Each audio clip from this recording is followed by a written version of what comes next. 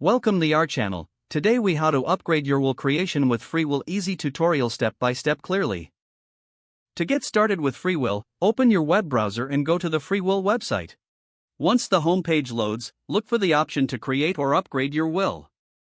Click on the Get Started button prominently displayed on the screen. You will be prompted to create an account if you haven't already done so. Fill in your email address and choose a strong password. After entering your details, click on the Sign Up button.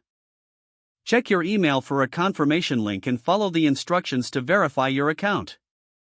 Once your account is verified, log in using your email and password. Now, navigate to the section labeled Create My Will or Upgrade My Will depending on your needs. You will be guided through a simple questionnaire about your personal information and assets. Enter your full name, address, and date of birth as prompted.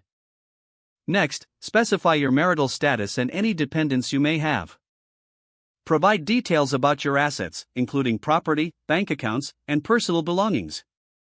Choose one or more guardians for your minor children, if applicable. Review each section carefully to ensure all information is accurate.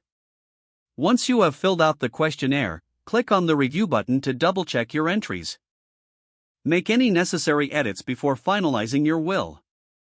After confirming the details, proceed to select your preferred delivery method.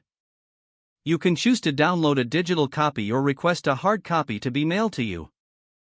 Once you make your choice, click on the Complete My Will button. You will receive instructions on how to properly sign and witness your will.